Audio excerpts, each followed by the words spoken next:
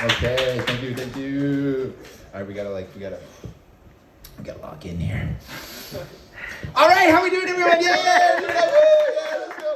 Okay, so I'm an English teacher. I do that every time. So I came to Japan about maybe 2 years and change ago, and speaking about not speaking Japanese, I didn't speak any Japanese when I first came here, none at all. And I teach at a middle school, Chugakko, and in the first 6 months that I was here, we had our culture festival, Bunkasai. And my job, because I didn't speak any Japanese, they gave me an iPad, and my job was to go around and take pictures of all the students, take pictures of, get all the classes together, take a picture after they sing and whatnot.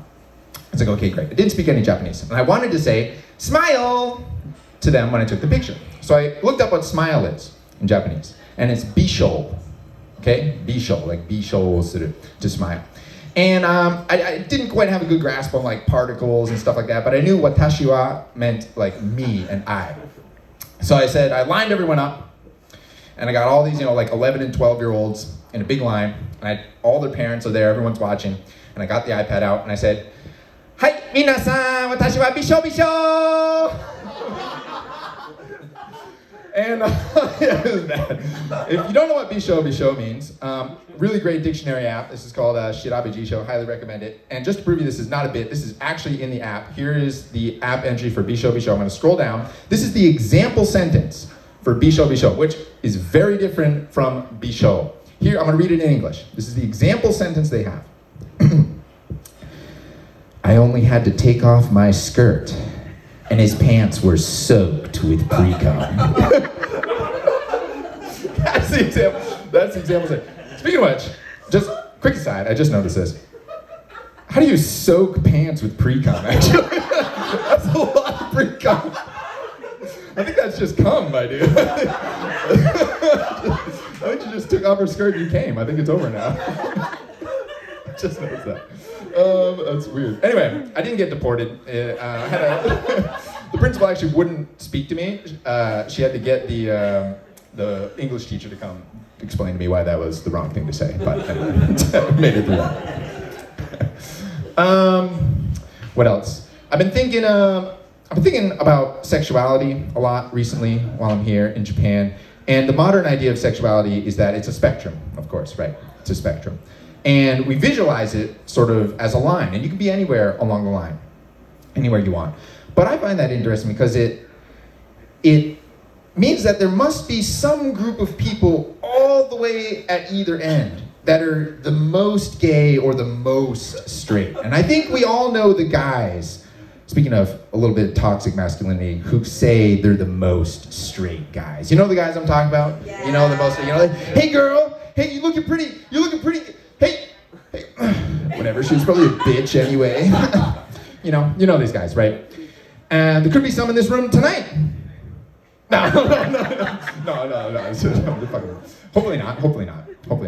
And how do these guys, let's get scientific here. How do these guys quantify that they're the most straight guys? Does anyone know what number do they use? How do they quantify? We're talking math, that they are the most straight dudes. What number? Anyone? What do you think? Body count. Body count, yes, body count. That's what they always say, right? They bang the most chicks, therefore they are the most straight. Okay, so this is what we're gonna start with, okay? If you have sex with the most people, you are the most straight. Let's do a little scientific survey here. Are there any women who have sex with men in the crowd that would be willing to answer a question on the microphone? You don't have to. Are there any volunteers? If you don't have to, I've already asked this to. Oh yeah, okay. You want to? You can? All right, you actually missed, so we practiced this before, but she might have missed this, so this is actually perfect. Okay, so you want to come stand here? I expect chilies. Okay. So let me ask you this. Yeah.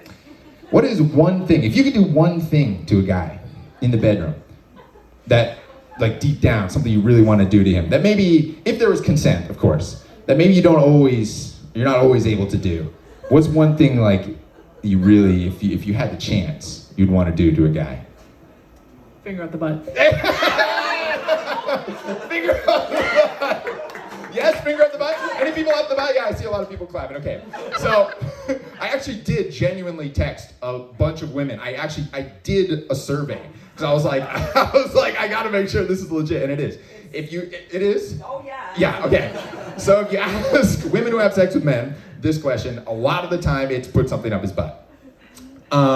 So, gentlemen, if there are any speaking of dating apps, if there are any gentlemen in the room who are looking to get laid with women, a little tip: there is nothing that will get you laid more than hinting that you might be okay with a little something up the butt, which is, traditionally speaking, a little gay, right? That's a little gay, traditionally speaking. So, we go back to our original theory, right? Or our original supposition that whoever's having the most sex with the most women is the most straight. I think that the guys that are okay with having a little something up the butt are having way more sex than those guys who are like, no, I'm 100% straight. I don't do that, right? And that brings me to my final conclusion, which is that there is actually nothing more straight than being a little bit gay. Thank you very much. That's all I have.